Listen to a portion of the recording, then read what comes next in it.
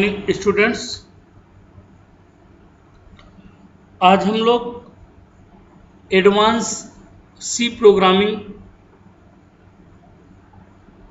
की hardware programming in सी के अंतर्गत एक बहुत ही महत्वपूर्ण और इम्पॉर्टेंट कॉन्सेप्ट पढ़ने जा रहे हैं, जिसे हम registers for passing arguments to BIOS routines, मतलब जो बायोस रूटीन है, लास्ट वीडियो में आपने देखा होगा, मैंने बायोस रूटीन्स आपको पढ़ाया है कि बायोस रूटीन्स का वर्क क्या होता है। उसमें एक फंक्शन है int x6, उसको मैं आगे पढ़ाऊंगा। उसमें जो रजिस्टर्स है आर्गुमेंट्स के रूप में कैसे पास किए जाते हैं, कितने प्रकार के होते हैं और उनका क्या वर्क होता है, उसे आज हम लोग पढ़ने जा रहे हैं। Registers for passing argument to BIOS routines. The ROM BIOS routines receive the input through the processor register to work with. जो रोम बायोस रूटीन्स होते हैं वो प्रोसेसर रजिस्टर के साथ वर्क करके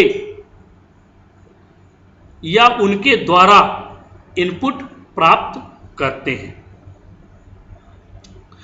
after the execution of the routines, the ROM BIOS routines leave the result back in processor register as output. और इसके बाद इनपुट लेने के बाद वो उसे एग्जीक्यूट करते हैं और रोम बायोस रूटीन्स के साथ ही प्रोसेसर के रजिस्टर में उन्हें आउटपुट के रूप में जो भी रिजल्ट्स प्राप्त होता है वो उसे प्रोवाइड कर देते हैं।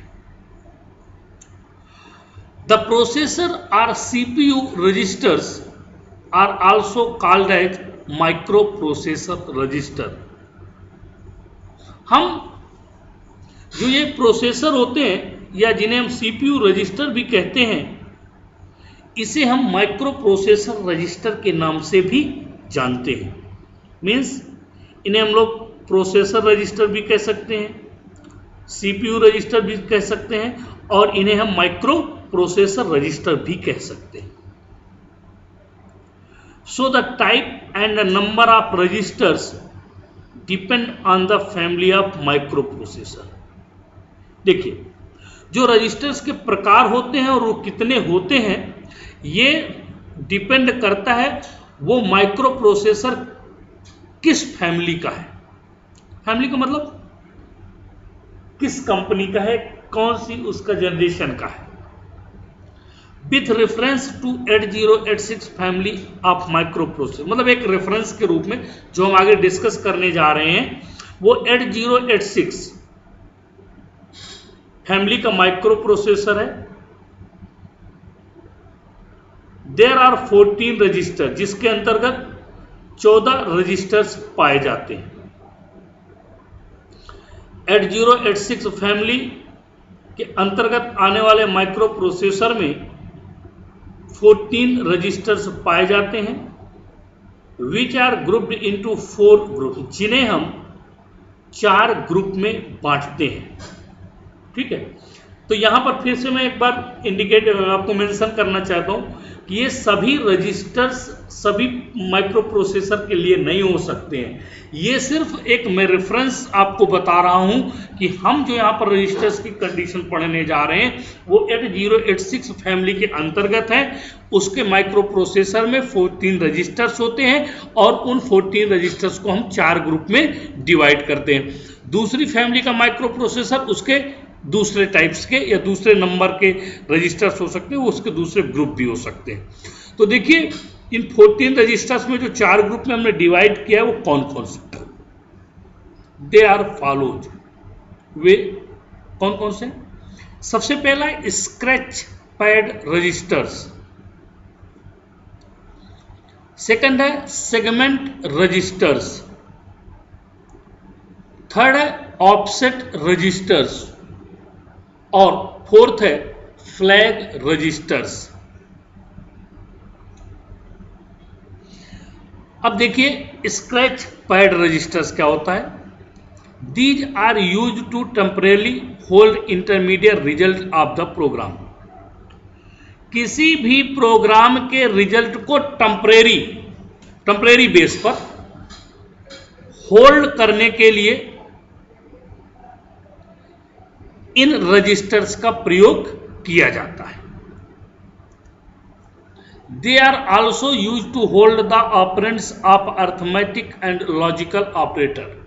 और इनका यूज जो और भी किया जाता है वो किसी भी ऑपरेंड्स के लिए जो अर्थमेटिक और लॉजिकल ऑपरेटर्स होते हैं। अगर आप लोगों ने ऑपरेटर पढ़ा है तो आपको ऑपरेंड और अर्थमेटिक ऑपरेटर्स मालूम है, लेकिन फिर भी मैं एक बार रिपीट किए दे रहा हूँ।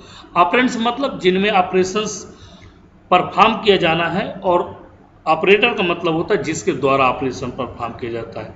जैसे a प्लस बी, तो यहाँ पर प्लस क्या है आपका ऑपरेटर्स है, a और b क्या है आपके ऑपरेंड्स है। The scratch pad registers are 4 in number. अगर नंबर के रूप में देखा जाए, गिनती के रूप में देखा जाए, तो जो स्क्रैच पैड रजिस्टर्स होते हैं वो 4 प्रकार के होते हैं। The scratch pad registers are, वे कौन कौन से हैं देखिए। सबसे पहला एक्यूमुलेटर रजिस्टर्स, एक्यूमुलेटर रजिस्टर्स। दूसरा है बेस रजिस्टर्स। तीसरा है काउंट रजिस्टर, और चौथा है डेटा रजिस्टर। अब देखिए इन सबको अलग अलग देखते हैं। तो सबसे पहले एक्यूमुलेटर रजिस्टर्स।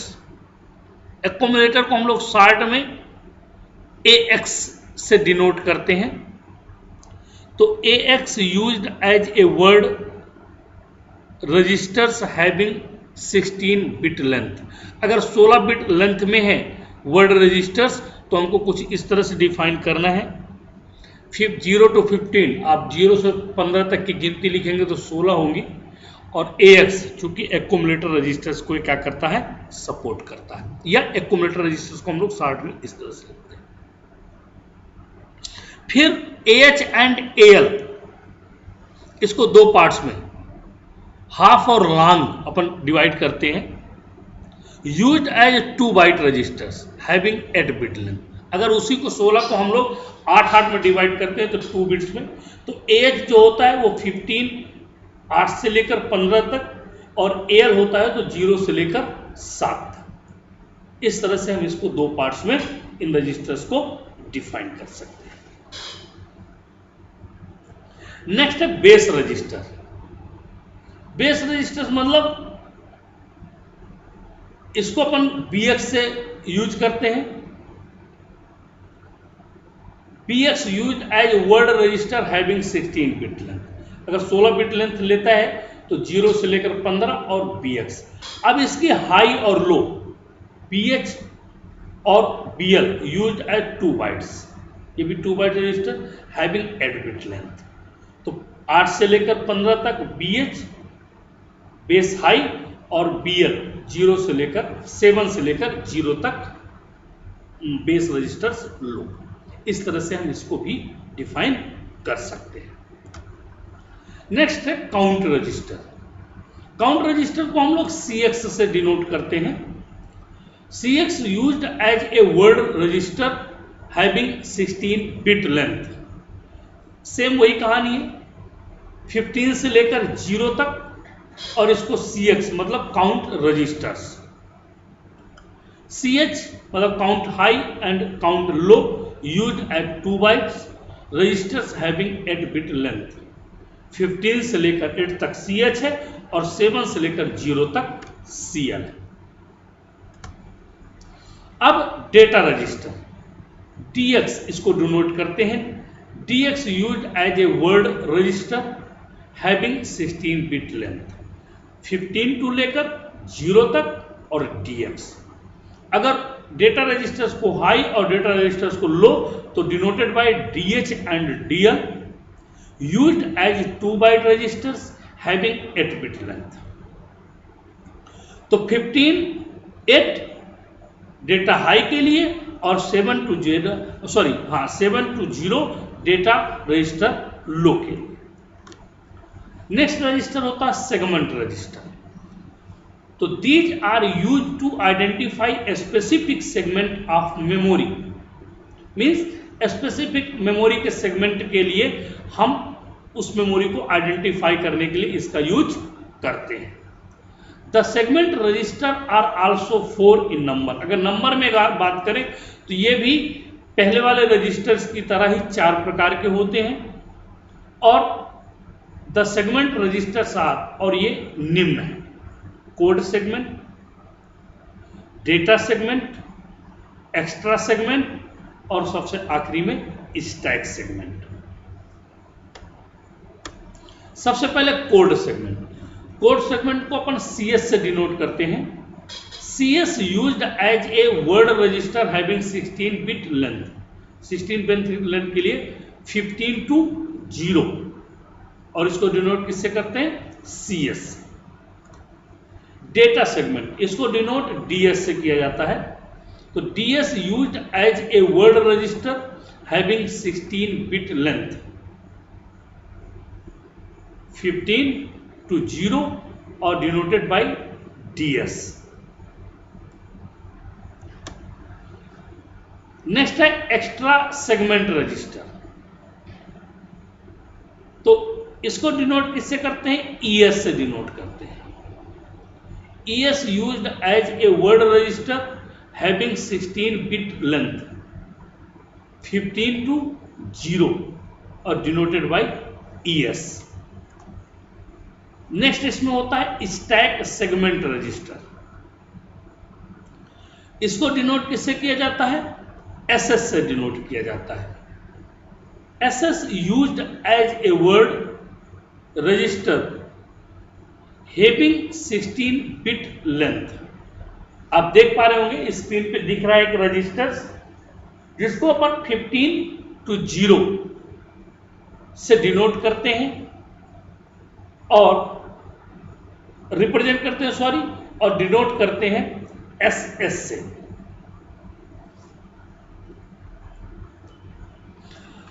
थर्ड रजिस्टर होता है आपका ऑफसेट रजिस्टर। ऑफसेट रजिस्टर्स क्या होते हैं?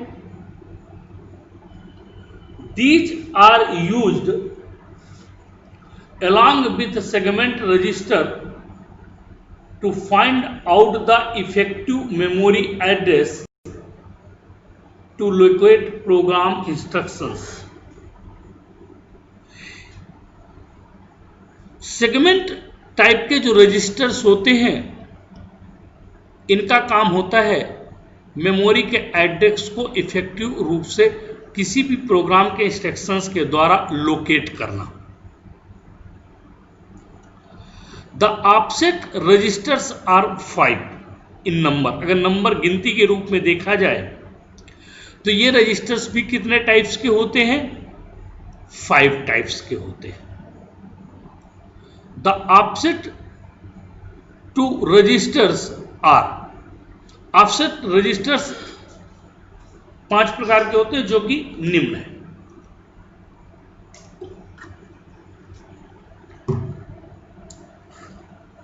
सबसे पहला होता है इंस्ट्रक्शन पॉइंटर, दूसरा होता है स्टैक पॉइंटर, तीसरा होता है बेस पॉइंटर, चौथा होता है सोर्स इंडेक्स, और सबसे आखिरी में होता है डेस्टिनेशन इंडेक्स। अब देखिए इंस्ट्रक्शंस पॉइंटर, सबसे पहला रजिस्टर से इसका इंस्ट्रक्शन पॉइंटर, जिसे हम लोग IP से रिप्रेजेंट करते हैं। इंस्ट्रक्शंस पॉइंटर को IP से रिप्रेजेंट किया जाता है। तो IP used as a word register having 16 bit length, 16 bit length के वर्ड रजिस्टर्स को IP यूज करता है, जिसे हम लोग रिप्रेजेंट करते हैं 15 to 0 या 0 to 15 नंबर के रूप में, और इसको डिनोट किया जाता है IP के द्वारा। नेक्स्ट होता है स्टैक पॉइंटर। स्टैक पॉइंटर को हम लोग रिप्रेजेंट करते हैं एसपी से। तो SP used as a word register having 16 bit length. 16 bit length के लिए ये जो रजिस्टर्स यूज किए जाते हैं, इन रजिस्टर्स के लिए डिनोट किए जाने वाला जो भी प्रोग्राम्स होता है तो उसे हम लोग रिप्रेजेंट करते हैं 15 to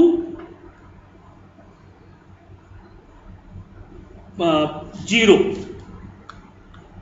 मीन्स ये किस तरह से यूज किया जाता है?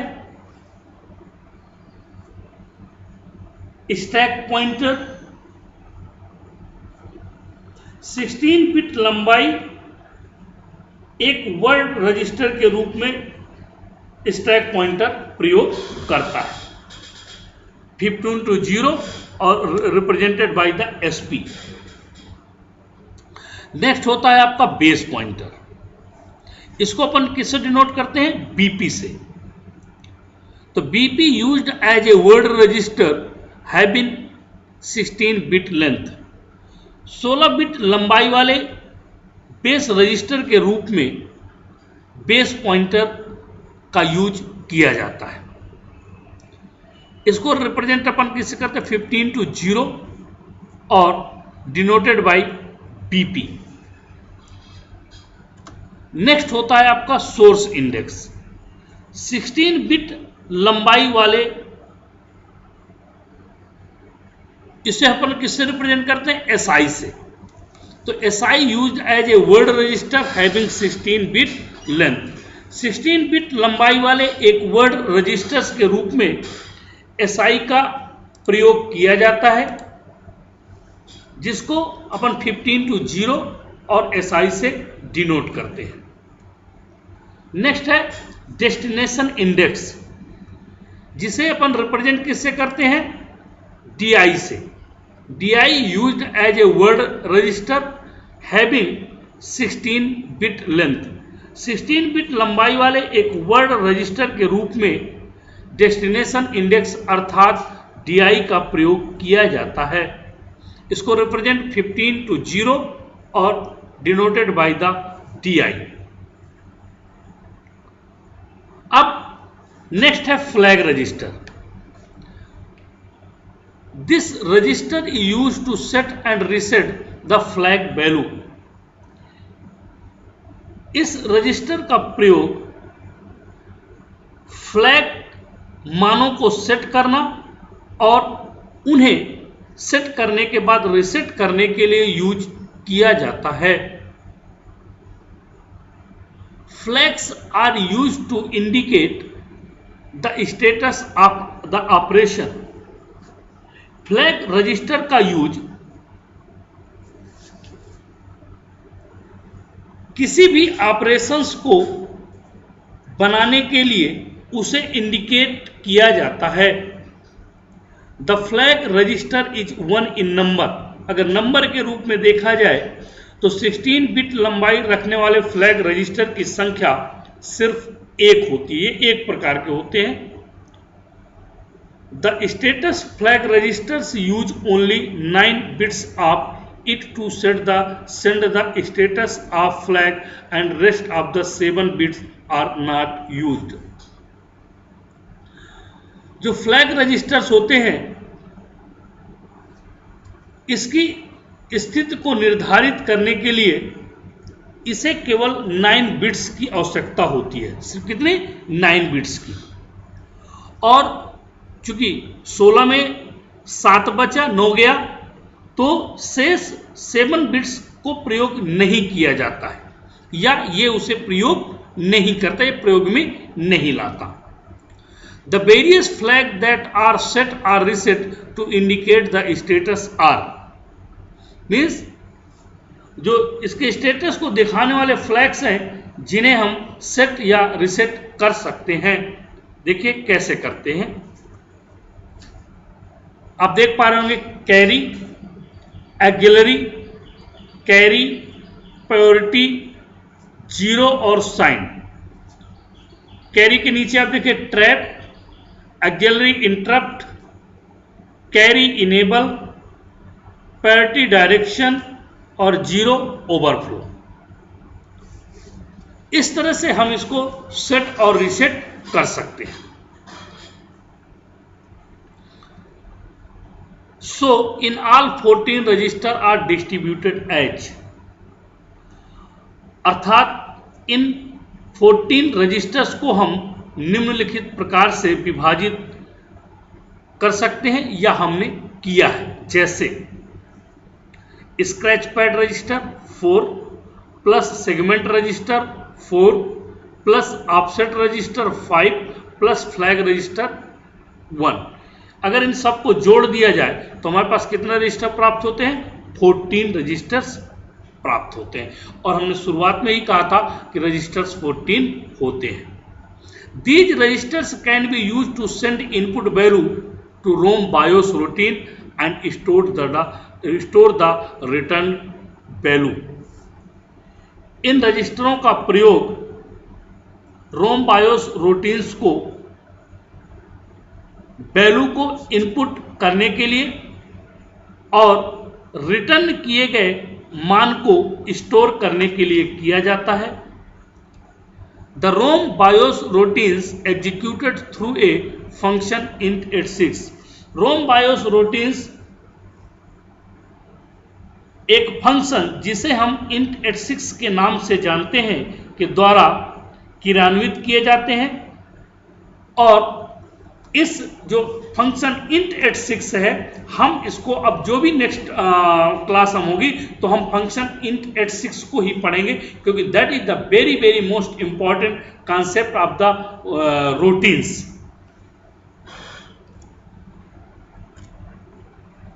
Thank you. आज के लिए इतना ही काफी है।